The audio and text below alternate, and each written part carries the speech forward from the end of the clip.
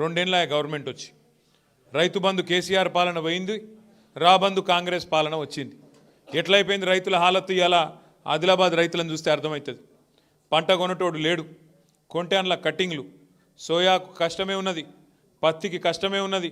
పత్తి రైతు అయితే ఇలా చిత్తైపోయింది. ఈ రాష్ట్ర ప్రభుత్వంలో, ఈ రాష్ట్రం వచ్చినాక, ఈ ముఖ్యమంత్రి వచ్చినాక, కాంగ్రెస్ వచ్చినాక పత్తి రైతు చిత్తైపోయింది. సోయా రైతును అడిగేటోడు లేడు, దానికి మళ్ళీ కట్టింగ్లు. గతంలో 13 క్వింటాలు ఉంటాయి, ఇప్పుడు 7 క్వింటాలని కట్టింగ్లు. మొన్న అన్నవాళ్ళు పిలిస్తే, రామన్న గారు అనిల్ అన్న పిలిస్తే మన ఆదిలాబాద్ మార్కెట్కి వచ్చిన నేను, మీరందరూ కూడా చాలామంది వచ్చినారు. వచ్చినప్పుడు మనం చూసినాం రైతుల హాలత్. మనం వస్తున్నామంటే మార్కెట్ బంద్ పెట్టిరు.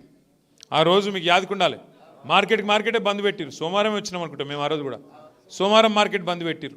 అందుకే అనిల్ అన్న ఏం చేసిండు తెలివిగా, ఆడ మార్కెట్ బంద్ పెడతారా మీరని చెప్పి ఆయనత నేరేడుగొండలనే తీసుకుపోయాడు. సోయాబీన్ కొనుగోలు కేంద్రం ఉంటే ఆడికి గుంట పోయిండు, ఆడ చూపెట్టిండు. ఆడ రైతులతో మాట్లాడితే అక్కడ గదే కష్టం.